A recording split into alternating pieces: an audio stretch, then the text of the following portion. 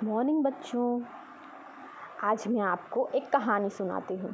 मेरी जो कहानी है उसमें दो बच्चे हैं, एक का नाम है पीहू, एक का नाम है तीर्थ। दोनों को फ्रूटी पीना बहुत पसंद थी, पर उनकी मम्मी थी वो उन्हें मना करती थी कि नहीं बेटा फ्रूटी नहीं पीना, बाहर का खाना नहीं खाना। तो दोनों ने दिमाग लगाया, दोनों ने अपने फ्रूटी के ग्लास लिए मम्मा चुपके से और सोफ़े के पीछे ले जाके छुपा दिया। सोचा कि जब मम्मी नहीं रहेगी कल मम्मी नानी के वहाँ जाने वाली है तो अपन कल चुपके से निकाल के पी लेंगे। लेकिन बच्चों, अगले दिन जब तीर्थ और पीहू सोफ़े के पीछे गए और उन्होंने अपने ग्लास देखे तो दोनों में फ्रूटी नहीं थी, फ्रूटी गायब हो गई थी। दोनों ने एक दूसरे का मुंह देखा कि अपनी फ्रूटी कहाँ गई। आपको पता है बच्चों उनकी फ्रूटी कहाँ गई? हाँ, पूरे रात के लिए उन्होंने उसे छोड़ दिया था तो वो गायब हो गई। पर वो गायब क्यों हुई उसका कारण आज हम पता करते हैं। तो बच्चों, आज हम पढ़ेंगे इवोपरेशन के बारे में। सबसे पहले हम देखेंगे इवोपरेशन की डेफिनेशन को। The phenomena of change of liquid into vapour. क्या बदल रहा है? लिक्विड बदल रहा है। किस में बदल रहा है? वेपर में। एट एनी टेम्परेचर, किसी भी टेम्परेचर पे, बिलो लेकिन कम, किससे कम? It's boiling point. लिक्विड का वेपर में बदलना लेकिन उस लिक्विड के बॉइलिंग पॉइंट के नीचे किसी भी टेम्परेचर पे, ये जो प्रोसेस है ये इवोपरेशन कहलाती है। लिक्विड का वेपर में बदलना इवोपरेशन, उसके बॉइलिंग पॉइंट से नीचे लिक्विड के। एग्जाम्पल देखेंगे। इवोपरेशन की प्रोसेस हमारे नेचर में हमारे आसपास होती रहती है लेकिन हमें पता नहीं है कि उसे इवोपरेशन कहते हैं। फॉर एग्जाम्पल, हम अपने जो कपड़े होते हैं उन्हें बाहर धूप में सुखाते हैं तो वो सूखते हैं, वो प्रोसेस इवोपरेशन होती है। हम नहाते हैं, हमारे बाल गीले होते हैं, वो सूखते हैं, वो प्रोसेस इवोपरेशन होती है। जो रोड होते हैं उस पर बारिश का पानी आता है या हम लोग पानी डालते हैं और थोड़ी देर बाद वो पानी सूख जाता है, गायब हो जाता है, वो प्रोसेस इवोपरेशन होती है। जब हम नेल पेंट रिमूव करते हैं या हम डॉक्टर से इंजेक्शन लगवाने जाते हैं तो डॉक्टर वो जो कॉटन में लेके हमारे हाथों पे लगाता है, वो जो हमें ठंडा ठंडा लगता है, वो प्रोसेस भी इवोपरेशन है। तो ये सब इवोपरेशन के एग्जाम्पल हैं बच्चों। हमने इवोपरेशन की डेफिनेशन देखी, अब हम देखते हैं इसकी प्रोसेस। इवोपरेशन कैसे होता है? इवोपरेशन एक सरफेस फिनोमिना है, ये सरफेस पे होता है। मैंने आपको कहा कि जैसे पानी है वो उड़ रहा है तो नदियों का पानी भी जब भाप में बदलता है और ऊपर जाता है, जो जल चक्र हमने पढ़ा हुआ है उसमें भी इवोपरेशन की ही प्रोसेस मायने रखती है। सरफेस फिनोमेना समझने के लिए आप देखिए, जैसे ये आपको दिख रहा है ऑरेंज कलर का रबर है मेरे हाथ में, ये ग्रीन कलर का रबर है और हम वापस एक ऑरेंज कलर का रबर ले लेते हैं, ठीक है। तो अगर हम माने कि ये वाटर के मॉलिक्यूल हैं तो इवोपरेशन जो होगा वो सरफेस से चालू होगा। सबसे पहले जो ये वाले मॉलिक्यूल है, सबसे ऊपर वाले मॉलिक्यूल है, उनका इवोपरेशन होगा, फिर इनका इवोपरेशन होगा और सबसे आखिरी में जो लास्ट में जो वाटर के मॉलिक्यूल है उनका इवोपरेशन होता है। इसीलिए इवोपरेशन को सरफेस फिनोमिना कहते हैं। Particle from the surface have enough energy. हम बात कर रहे हैं कि जो सरफेस है, सरफेस फिनोमिना है, तो जो सरफेस के जो पार्टिकल होते हैं उसमें इनफ एनर्जी होती है कि वो जो अट्रैक्शन होता है एक लेयर के वाटर मॉलिक्यूल का दूसरे लेयर के वाटर मॉलिक्यूल से, उसे ब्रेक करके लिक्विड से वाटर में चेंज हो जाते हैं। ये इवोपरेशन की प्रोसेस होती है। फॉर एग्जांपल, आप स्लाइड में देखिए, जो सबसे ऊपर के जो मॉलिक्यूल होते हैं सरफेस के, उन्हें वो सिर्फ 3 3 साइड से बाउंड होते हैं। अगर जो उनके आसपास जो वाटर मॉलिक्यूल होते हैं उनसे सिर्फ 3 साइड से बाउंडेड होते हैं। उनका जो ऊपर का साइड है वो फ्री होता है, जबकि ये जो बीच वाले मॉलिक्यूल होते हैं वो ऊपर से भी अट्रैक्ट होते हैं, साइड से भी अट्रैक्ट होंगे, नीचे से भी अट्रैक्ट होंगे और लेफ़्ट से भी अट्रैक्ट होंगे। वो चारों तरफ से अट्रैक्ट होते हैं, तो उनका अपने बॉन्ड को ब्रेक करना डिफ़िकल्ट होता है। लेकिन सरफेस के जो मॉलिक्यूल है उनको बॉन्ड को ब्रेक करके, जो अट्रैक्शन बॉन्ड है उसको ब्रेक करके जो गैस में बदलना ईजी होता है। इसीलिए इवोपरेशन को सरफेस फिनोमिना भी कहते हैं। फॉर एग्ज़ाम्पल आप देखिए जो डायग्राम है इसमें 3 लेयर हैं। जैसे ये मैंने आपको बताया 3 लेयर है वाटर मॉलिक्यूल की। तो सबसे पहले ये वाली लेयर इवोपरेट होगी, फिर ये वाली इवोपरेट होगी और फिर ये वाली इवोपरेट होगी, और आखिरी में जब हम बीकर में देखेंगे तो कुछ नहीं बचेगा। और ऐसा ही पीहू और तीर्थ के साथ हुआ था। उन्होंने अपनी फ्रूटी छुपा के रख दी तो रात भर में एक लेयर गायब हुई, मतलब वेपर में चेंज हो गई, फिर दूसरी, फिर तीसरी, और सुबह तक पूरा ग्लास खाली था। और उसका रीज़न था इवोपरेशन। हमने डेफिनेशन पढ़ी, प्रोसेस पढ़ी। अब हम देखेंगे कि लिक्विड से difference between evaporation and boiling. Liquid से वेपर में बदलना बॉइलिंग भी कहलाता है। तो इवोपरेशन में भी तो लिक्विड वाटर में ही चेंज हो रहा है। तो अब हम देखते हैं कि इसमें क्या डिफरेंस होता है। तो स्टूडेंट पहला डिफरेंस होता है कि evaporation take place all temperature. उसके लिए हमको किसी टेम्परेचर को मेंटेन करने की ज़रूरत नहीं होती। फॉर एग्ज़ाम्पल अगर हम जल चक्र की बात कर रहे हैं, हम बात कर रहे हैं कि नदियों का जो पानी है वो भाप में बदल जाता है, तो वो वहाँ पे हम कोई बॉइलिंग नहीं करते हैं जाके, कोई हम गैस पे उसे नदियों का पानी लाके गर्म नहीं करते हैं और फिर वो वाटर में वेपर में चेंज होता है, ऐसा तो नहीं होता है ना। तो वो हर टेम्परेचर पे जो सन है वो अपनी हीट से उस जो वाटर है रिवर का उसको चेंज कर देता है।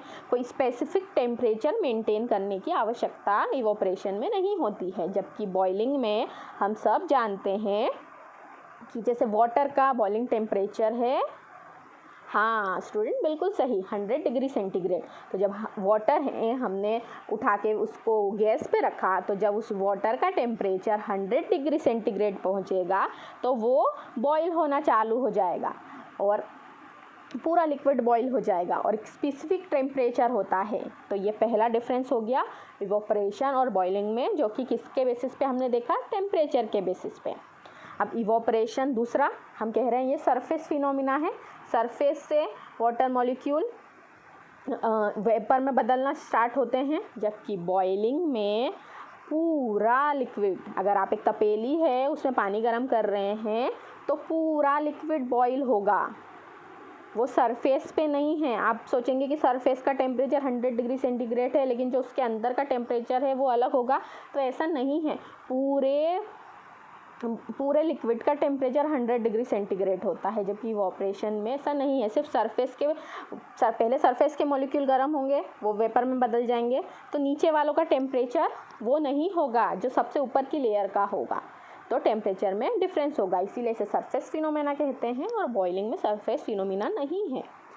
अब इवोपरेशन स्लो प्रोसेस है ना। बादल जो नदियों से पानी गर्म होता है फिर ऊपर जाता है, तो बहुत ही स्लो प्रोसेस है। आप एक ग्लास लीजिएगा आज घर जाकर और उसमें पानी भरकर अपने रूम में रख दीजिएगा, तो आपका जो फ़ैन है उससे आप उसको मार्क कीजिएगा कि मैंने इतना पानी भर के रखा है, और नेक्स्ट डे देखिएगा कि पानी का लेवल थोड़ा सा कम हो जाएगा। अगर आप बहुत कम पानी रखेंगे तो दूसरे दिन तक पूरा गायब हो जाएगा, लेकिन अगर आप ज़्यादा पानी रखेंगे और उसका लेवल मार्क करके रखेंगे तो देखेंगे कि लेवल से थोड़ा सा नीचे वो पानी आ चुका है। ये प्रोसेस बहुत ही स्लो होती है, जबकि बॉइलिंग होती है वो फास्ट प्रोसेस है। आपने तपेली के पानी को ऊपर रखा, गैस ऑन किया, तो थोड़ी ही देर में वो उसकी बॉइलिंग स्टार्ट हो जाएगी, वो वेपर में बदलना चालू हो जाएगा। फोर्थ है इसका पॉइंट है कि इवोपरेशन से कूलिंग होती है। इवोपरेशन होता है तो ठंडक आती है। फॉर एग्ज़ाम्पल जब गर्मी होती है तो अगर हम क्या करते हैं, अपनी जो छतें होती है उस पर जाके पानी छींटते हैं, या फिर जो रोड होते हैं उस पर जाके स्प्रिंकल वाटर, है ना, वाटर को स्प्रिंकल कर देते हैं हम लोग, तो तब क्या होता है कि एकदम से ठंडक आती है, तो वो इवोपरेशन की वजह से होता है, जबकि बॉइलिंग से ऐसा नहीं होता है। स्टूडेंट, हमने डेफिनेशन देखी, प्रोसेस देखी, डिफरेंस देख लिया। अब हम देखेंगे कि जो इवोपरेशन की हमारी प्रोसेस है उसको अफेक्ट कौन कौन करता है, मतलब कौन कौन से ऐसे कारक हैं, ऐसे फैक्टर्स हैं जिनके कारण ये जो इवोपरेशन है या तो जल्दी जल्दी हो जाएगा या धीरे धीरे होगा।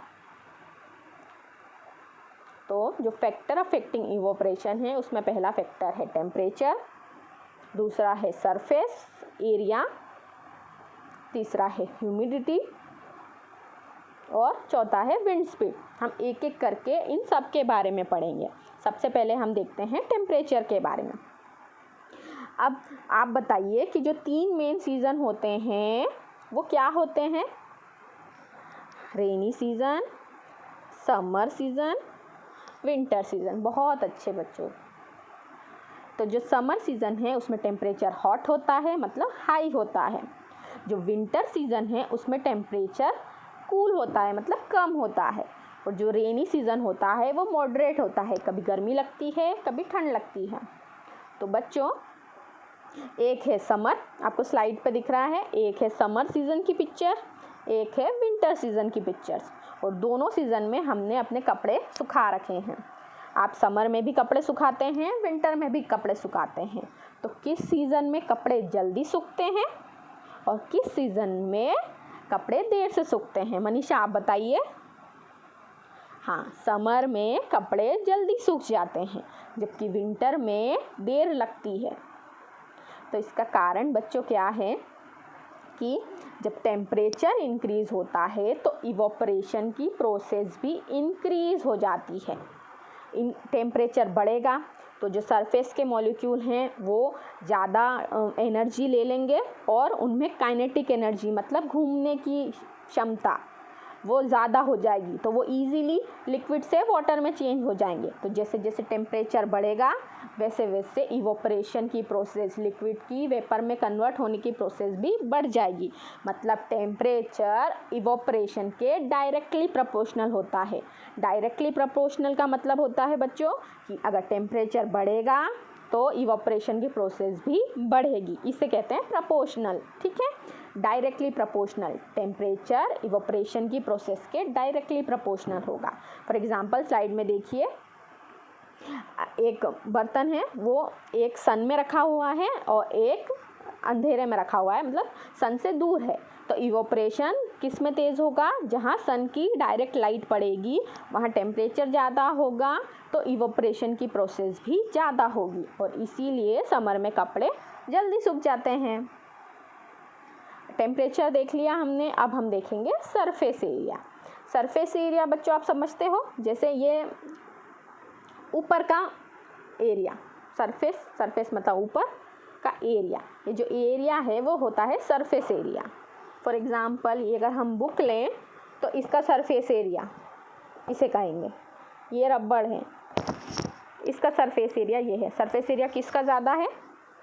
बुक का ज़्यादा है, तो इसे हम सरफेस एरिया कहते हैं। और ऐसे ही जब हम किसी पॉट में, आप देखिए स्लाइड में एक पॉट दो जगह दिख रहा है, दोनों के सरफेस एरिया में डिफरेंस है। जब हम उसमें लिक्विड भरेंगे तो हमें पता है कि लिक्विड को जिस भी बॉटल में, जिस भी कंटेनर में डाला जाता है वो उसका शेप ले लेता है। तो अगर छोटे पॉट में डालेंगे तो उसका जो सरफेस एरिया होगा वो कम होगा, और अगर हम किसी वाइड पार्ट में डालेंगे, किसी बड़े पार्ट में डालेंगे तो उसका सरफेस एरिया ज़्यादा होगा। तो जो सरफेस एरिया अगर ज़्यादा हुआ तो इवोपरेशन की रेट भी ज़्यादा होगी। इट मीन्स सरफेस एरिया भी इवोपरेशन की प्रोसेस के डायरेक्टली प्रोपोर्शनल होता है। आप एक ग्लास में पानी लीजिए और एक आप बड़ी थाली में पानी लीजिए, देखिए किसका पानी जल्दी ज़्यादा इवोपरेट होता है? हाँ, थाली का पानी जल्दी ज़्यादा इवोपरेट हो जाएगा। क्यों? क्योंकि सरफेस एरिया बढ़ गया। फॉर एग्ज़ाम्पल जब भी हम कपड़े सुखाने जाते हैं, फॉर एग्ज़ाम्पल मैं, तो मम्मी हमेशा कहती है कि बेटा कपड़ों को चौड़ा करके सुखाना, चप फैला के सुखाना।